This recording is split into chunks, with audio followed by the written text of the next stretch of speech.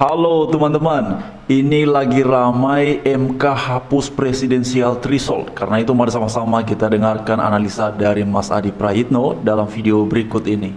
Tahu tidak, saya itu punya pikiran liar setelah Mahkamah Konstitusi membatalkan ambang batas presiden 20%. Ya, Pikiran liar itu adalah langsung tertuju kepada orang-orang yang selama ini dinilai punya kapasitas, punya kompetensi, punya popularitas dan elektabilitas menjulang sampai Fitratul Muntaha, itu gampang bisa maju di Pilpres 2029 yang akan datang. ya. Coba mari kita sebut satu persatu. Misalnya orang seperti Gibran Rakabuming Raka, Wakil Presiden Republik Indonesia saat ini. Kita tahu bahwa sampai hari ini Gibran itu tidak punya partai. Gibran Ya. itu misalnya selalu dikaitkan dengan Golkar, ada juga Gibran misalnya dikaitkan dengan Partai Gerindra. Ketimbang Gibran itu dikait-kaitkan dengan Golkar atau dengan Gerindra, saya kira kalau Gibran ingin maju bertanding di Pilpres 2029 yang akan datang, cukup Gibran itu bergabung dengan PSI atau cukup yakinkan PSI untuk mengusung maju Pilpres nantinya.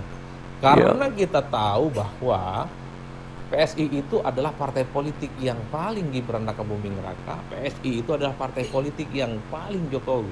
Dan bahkan kita tahu ketua umum PSI itu adalah adiknya Mas Gibran, yaitu Kaisang Pangarap, yang saya kira masih bisa dibicarakan dari hati ke hati soal tiket maju dari PSI. Itu yang saya bayangkan, karena dalam Pilpres itu kan bukan partai yang dilihat.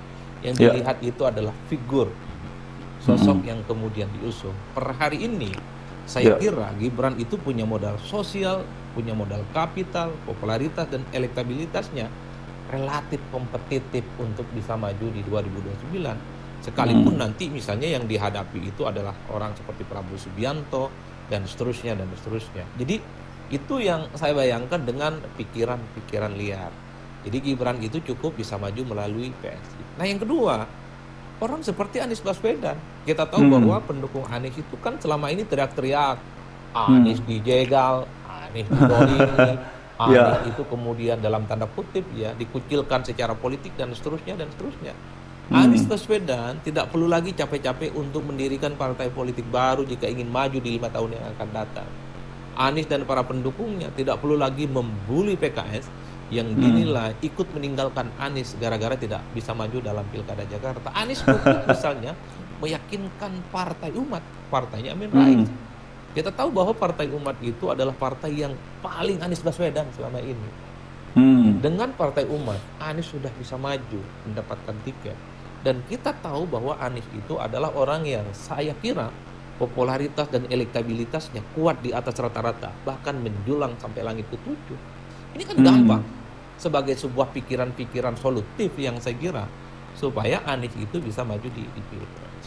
Begitupun dengan orang yang seperti Ahok.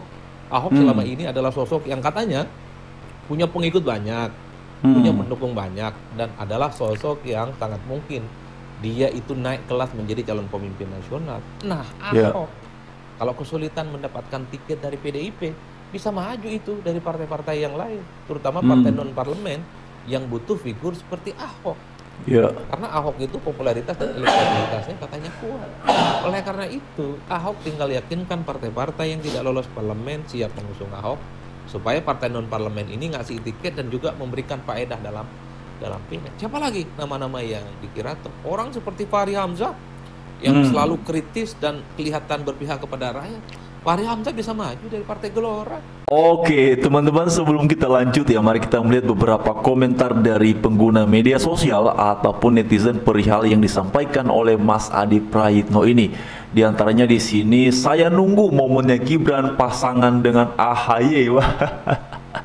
Nah teman-teman sekalian, memang sekitar 1 atau 2 hari belakangan ini kan ramai sekali ya, setelah MK memutuskan menghapus ya presidensial threshold yang ambang batas 20% itu. Ini kan artinya semua pihak, semua insan, semua kalangan berpotensi punya peluang untuk mencalonkan diri sebagai calon presiden Republik Indonesia. Dan ini kan akan dimulai pada tahun 2029 mendatang ya, 5 tahun lagi ke depan teman-teman ya, kawan-kawan sekalian. Tetapi yang pasti adalah menarik tadi di bagian akhir Mas Adi Prayitno menyampaikan bahwa ya semoga Dan dengan adanya momentum MK hapus presidensial threshold ambang batas 20% ini, kita akan lihat orang-orang yang selama ini bersuara seperti bersemangat membela rakyat, orang-orang yang selama ini menganggap punya dukungan dari masyarakat, kita akan lihat nanti apakah mereka akan punya keberanian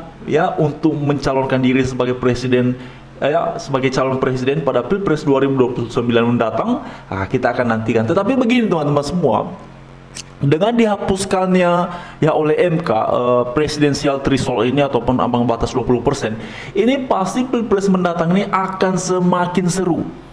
Dan tentu ini ya, kalau selama ini kita lihat para kandidat calon presiden itu dan calon wakil presiden itu biasanya 2 atau 3 ya. Saya belum pernah lihat 4 ya. Apakah pernah 4 teman-teman?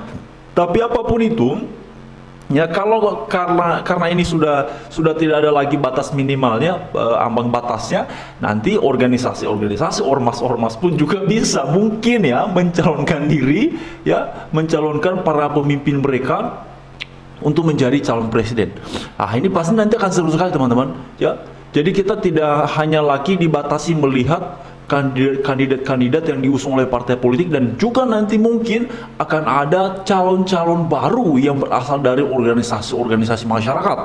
Nah, memang dampak positifnya adalah ini rakyat Indonesia, kita sebagai masyarakat ini diberikan banyak pilihan.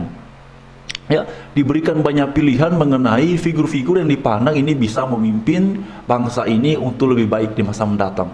Ya, tapi juga di satu sisi ini juga membuka ruang ya. Pertama-tama teman-teman mungkin biaya untuk Pilpres mungkin bisa meningkat ya.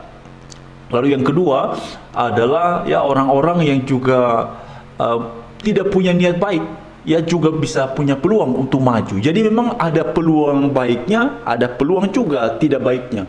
Peluang baiknya orang-orang yang dipandang baik bisa maju, orang-orang juga yang tidak bisa ya dan tidak punya hati untuk bangsa ini, mereka punya agenda pribadi juga bisa maju ya.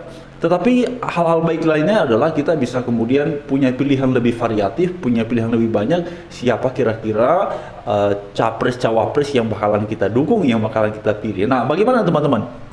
Memang saya lihat ya, ada beberapa ulasan ataupun kemudian figur-figur yang menganggap bahwa apa yang dilakukan oleh MK ini adalah sebuah terobosan baru ya.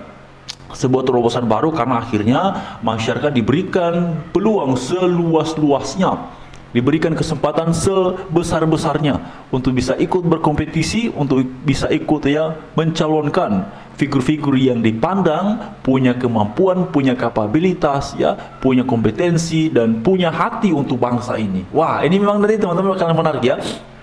Nah, pertanyaannya adalah mengenai tadi yang nama-nama yang disebutkan oleh Mas Adi Praitno. Pertama, beliau bicara mengenai Gibran ya. Apakah Gibran akan seperti itu nanti diusung oleh PSI? Kita lihat saja teman-teman. Demikian juga dengan Anies, apakah nantinya akan seperti itu? Mungkin saja ya. Demikian dengan Fahri Hamzah. Demikian dengan beberapa figur lain ya yang kita lihat selama ini mereka bicara ya, kita lihat teman-teman ya, orang-orang politikus ini kalau bicara umumnya adalah mereka akan berupaya meyakinkan masyarakat, menyampaikan bahwa mereka orang yang paling baik untuk membawa bangsa ini ke depan. Ya, kan biasanya begitu ya kalau politikus bicara ya. Orientasinya hanya satu, supaya mereka bisa mendapatkan simpati dari masyarakat. Mereka akan selalu mengklaim dirinya adalah orang yang paling peduli terhadap kesejahteraan rakyat. Mereka akan selalu mengklaim dirinya adalah orang yang paling berada di pihak rakyat. Kan biasanya begitu selama ini ya. Apalagi kalau masa-masa kampanye. Waduh, yang selama ini pun gak pernah ketemu sama masyarakat, tiba-tiba bisa ramah sama masyarakat. Yang selama ini bahkan mungkin tidak pernah tahu ya kondisi masyarakat, tiba-tiba bisa belusukan ya. Yang selama ini bahkan tidak pernah salaman, tidak pernah nyapa rakyat, tiba-tiba bisa seramah ya. Seramah apa teman-teman bahasanya? Pokoknya ramah banget. Ya, jadi memang nanti kita akan lihat, dan saya melihat bahwa ini bakalan seru ya. Pilpres 2029 dengan ambang batas yang sudah dihapus ini oleh MK. Ya, ini kan akan memungkinkan bakalan ya mungkin bertumpuk-tumpuk ya, bakalan ada capres-cawapres bukan hanya dari partai tapi juga dari ormas-ormas, yang penting ada pendukungnya maju. Bagaimana menurut teman-teman semua? Silakan diuraikan pada kolom komentar yang tersedia. Tapi saya pikir teman-teman ini juga salah satu dinamika demokrasi ya. dinamika demokrasi perihal bagaimana ke depan ini bangsa ini ya, para figur yang dipandang mampu memimpin, memiliki kapabilitas ya, kompetensi untuk memimpin bangsa ini, tidak lagi kita dibatasi pada pilihan-pilihan yang dipilih oleh partai politik ya. Jadi kita juga punya kebebasan kalau ada organisasi-organisasi dengan basis masanya yang mungkin meyakinkan, ya kemudian juga bisa mencalonkan diri ya. Oke, bagaimana menurut teman-teman?